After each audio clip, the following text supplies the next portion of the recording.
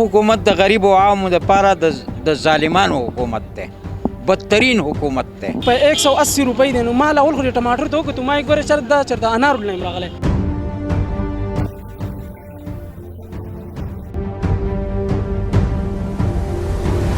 بسم الله الرحمن الرحیم. السلام علیکم ګرانو قدرمندو کتونکو، زه یم عقیب رضا او تاسو ګورئ swatnews.com. او کتونکو لکه څنګه چې تاسو ته پته ده چې په پوره ملک کې د مهنګایي په شرحه کې ورځ تر ورځه اضافه روانې ده. د هغې سره سره په اشیای خوردونوش کې او د روزمره د استعمال چې کوم څیزونه دي په هغې کې هم ډېره اضافه شوې ده چې د وجې غریب ولس ته ډېر مشکلات دي. په ننني پروګرام کې به موږ د دکاندارانو سره او د غریبو ولس سره به خبرې اترې کوو چې هغوی د دغه مهنګایي ته په کوم نظر سره ګوري او د هغوی د دې مهنګایي نه څومره متاثره شوي دي. زموږ سره راځئ.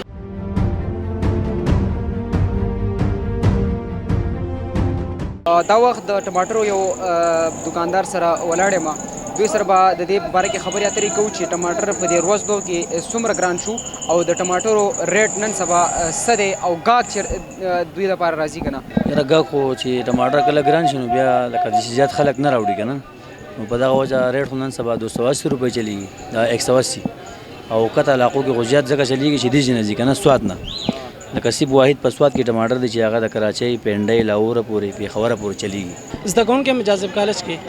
موږ دلته په هاسټل کې پاتې کېږو او د هاسټل نه زه ملګرو راولېږلم چې تاسو ورسره ټماټر راولئ. خو ټماټر کله زه ټماټر تپوس مې وکړو نو هغو دا خبره وکړه چې په 180 روپۍ دی. نو ما اول خو ټماټر ته وکتو ما یې ګورې چېرته انار ولیم راغلی. خو هغو راته ښه وي ښه دا انار نه و. بیا مې ورته ښه پخپله وکتو نو بیا ټماټر ما پخپله پرېښودو. ما چې دومره ټماټر ګران شو نو انګولی په دې کې څه پخېږي او ګراني ډېره زیاته راغلې ده. ځکه دا زموږ د ملک د نظام د لاسه زموږ کوم ملک نظام چې څوک چلی هغه ته زموږ دا خواست دی چې هغه د هغو د لاسه دا هر څه وړاندې هغوی دا په خپله سیټ کړي. دا حکومت د غریب او عامو دپاره د ظالمانو حکومت دی، بدترین حکومت دی.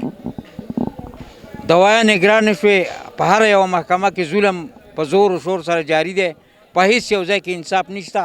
که MPA MNI ګورې په دیرو کې چاته نه میلاویږي.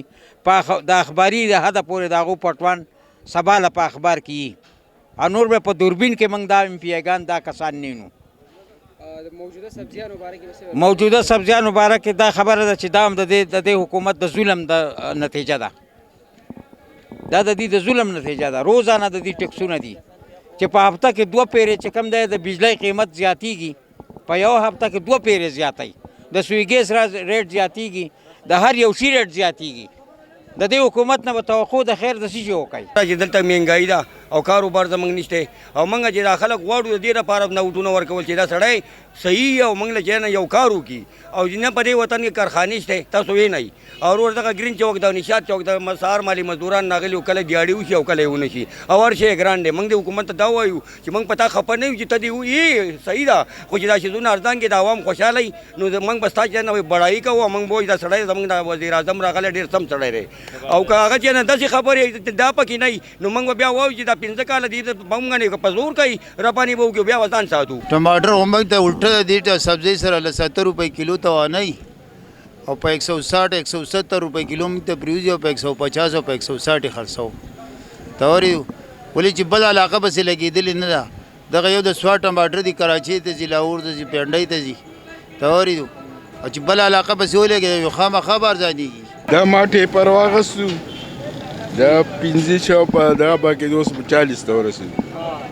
دا ټماټر دی 160 ته لګي دا چلیږي او داسې دا نور دا کریله ده کې دا 150 روپۍ به کېدله داسې 120 140 ته رسېدلې ده. داسې د هر شي تپوس کوي نو داسې روان دی. څه مطالبات لرئ د حکومت نه؟ حکومت نه څه مطالبات لرئ؟ حکومت نه دا مطلب کوو چې دغه وکړي د غریبانو دغه دې وکړي او مالدار خاص هم مالدار دي.